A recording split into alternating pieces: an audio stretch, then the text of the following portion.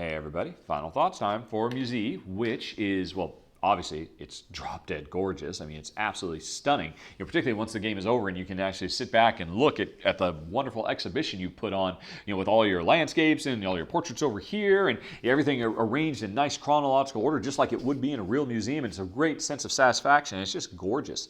And actually it's almost like tacitly educational too. I mean, the first couple times Jen and I played it, every time we'd get a new card, we were reading them out loud. Okay, well, I'm going to play, blah, blah, blah by this, and it was done at this time. And so, it really kind of helped capture the mood and the ambience, and again, just absolutely lovely. You feel more cultured as a person to be able to be playing this game, and that's very lovely. As for the gameplay itself, it's certainly rock solid. I mean, really, at the end of the day, this is all about risk calculation. Trying to decide, well, okay, well, I've got this 49 and this 14, and I could put them next to each other.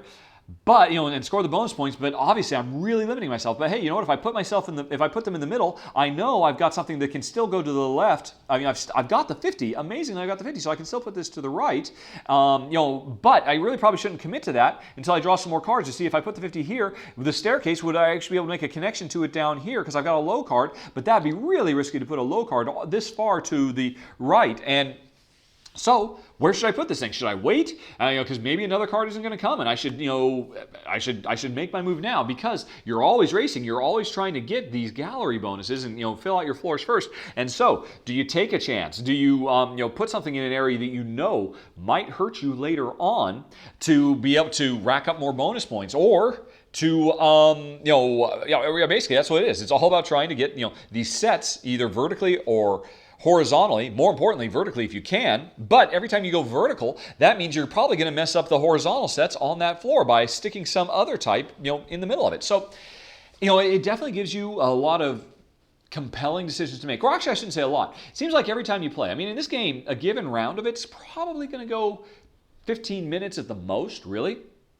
There's going to be like two or three turns where like, okay, yeah, this is a big decision. I've really got to figure this out. And then a good deal of the time is like, okay, well, I made my decision. Now I know what my next three turns are going to be. I'm going to play this and this and this. And unless the game really surprised me with some kind of draw, I'm probably not going to shake it up. So you kind of go through I'm really nervous about this, but we'll go for it. And then, okay, well, now this and this and this. And so, it has kind of an ebb and flow. And while we definitely enjoyed it, I do think it's great as a filler. It's fantastic. It's so short. The game, you can certainly play it multiple times back to back, but it is very much on the light side once you kind of figure out the basic structure of it. Because, of course, like I said, from 21 to 30, there's exactly 2 of each type of card. And so you can see, right, which ones do I have, which are the ones that are missing, which are the ones that have already been played, and you can make very informed decisions. And now that is very satisfying, and it is a good feeling to be able to evaluate the space, come up with a plan, and then spend the next few turns driving it and see how it works out. But I do think for me and Jen, we probably want something just a little bit, this is definitely on the lighter side. At first, it might seem like it's a really tricky, complex puzzle to try and figure out. But once you bear in mind, you pay attention to what's already been played, you pay attention to what the numbers to be. Because you can always figure out, right, between this and this, I know there are 3 other cards of a color I would want. How many cards are left in the deck? What is the likelihood I'm going to get one in a timely fashion to be able to do this? Should I go for it, or should I go for a vertical build instead? It's solid, it's fun, and it's very much on the light side once you kind of master the structure. And so if you're looking for something that you can definitely grow into and master, and then once you've done it, it's like a very, very quick, it almost feels kind of like playing Klondike. You kind of know the best moves, and you play it out. There's going to be a little bit of luck of the draw, of course. If some of the right cards just fall into your hand at the right time, that's going to make a difference.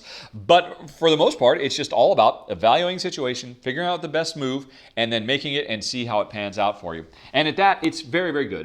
Definitely an enjoyable time. Jen and I have enjoyed the times we've played it, but I think for us, since it is lighter than, say, a Jaipur or something like that, I don't know if we'll keep going back to it. But this is certainly something that I think I'd probably enjoy playing with Muggles, because, of course, the presentation is stellar. It really draws people in, and it's a good, fun puzzle to solve. And I think, oh, and then also, I'd love to try 3 and 4 player. 3 player, it basically just adds 10 more cards. So there's 60 cards in the game instead of 50, and everybody's working on their own museum, but they're slightly smaller. 4 player is actually a couples game, where 2 players, you and I, are actually working on the same museum, and we both have our own hand of 5 cards. But we aren't allowed to speak and coordinate and say, okay, well, don't worry, I'll fill in that hole. Well, hey, if you put those as separate, I've got the perfect thing for that. So we have to spend a lot more time reading each other's mind, and I can imagine that probably becomes even more interesting and compelling because there's like this whole other avenue you have to pay attention to as well. Now, of course, Jen and I will never get to play it as a 4-player game, so I'm not really certain. And again, as a 2-player game, it's definitely a fun, enjoyable trifle of a game, and I don't mean that in a bad way. I mean that in a fun way. Just kind of, it's just a light little fun escapist thing where you're building an art museum, and the end results are just drop dead gorgeous, and you get a really nice sense of accomplishment, and that's what we really enjoyed more than anything else about Musée. And if you have any questions, comments, concerns, as always, let me know. But otherwise, I'm going to end it right there. Thanks everybody for watching. Talk to you later. So long.